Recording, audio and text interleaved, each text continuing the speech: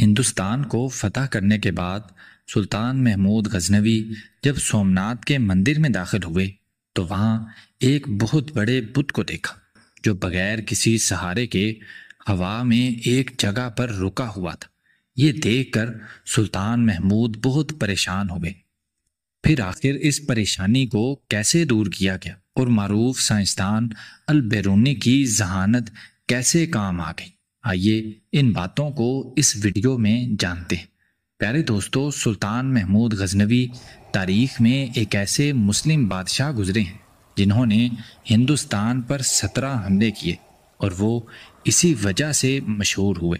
سلطان محمود غزنوی کے سومناتھ کے مندر پر حملے کے حوالے سے بہت سی روایات ملتی ہیں۔ ایک روایت میں یہ بھی آتا ہے کہ سلطان محمود غزنوی نے جب سومناتھ کا بت توڑنا چاہا تو ہندوؤں نے سلطان کے سامنے بہت بڑا خزانہ پیش کیا اور کہا کہ اگر آپ اس بت کو نہ توڑیں تو ہم آپ کو یہ خزانہ دے دیں گے، لیکن سلطان نے کہا کہ وہ تاریخ میں بت فروش نہیں بلکہ بت شکن کے طور پر زندہ رہنا چاہتے ہیں، اس لیے انہوں نے اس بت کو توڑ دیا۔ تاریخ میں سومناتھ کے بت کے حوالے سے ایک اور واقعہ بھی ملتا ہے۔ سلطان محمود غزنوی جب سومناتھ فتح کر کے مندر کے اندر داخل ہوئے تو انہوں نے دیکھا کہ مندر میں ایک بت ہوا میں معلق ہے۔ بت کو مندر کے بڑے کمرے میں اس انداز سے معلق دیکھ کر ہر شخص اس کی برتری تسلیم کر لیتا، اور جو برتری تسلیم نہ کرتا وہ بھی ایک بار سوچنے پر مجبور ہو جاتا تھا کہ یہ اتنا بڑا اور وزنی بت بغیر کسی زنجیر کے اور بغیر کسی سہارے کے اس طرح فضا میں کیسے معلق ہے۔ سلطان کے ساتھ اس وقت معروف دانشور البیرونی بھی موجود تھے۔ سلطان نے حیران ہو کر البیرونی سے پوچھا، یہ کیا ماجرا ہے؟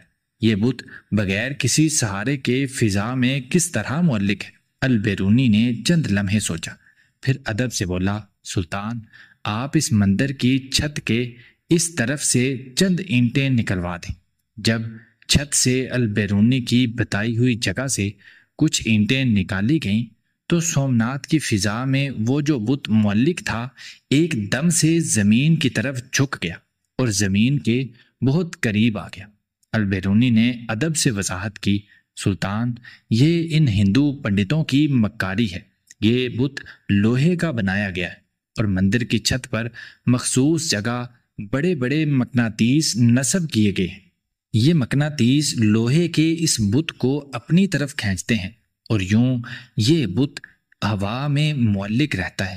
چونکہ یہ بڑے بڑے مقناطیس مضبوطی سے نصب کیے گئے ہیں اور اپنی جگہ سے ہلتے نہیں، اس لیے یہ بت بھی فضا میں معلق رہتا ہے اور اپنی جگہ سے نہیں ہلتا۔ پھر جب مندر کی چھت اکھاڑ دی گئی تو وہ بت بھی زمین پر گر گیا، اور پھر اینٹوں کا معائنہ کیا گیا تو البیرونی کا تجزیہ 100% صحیح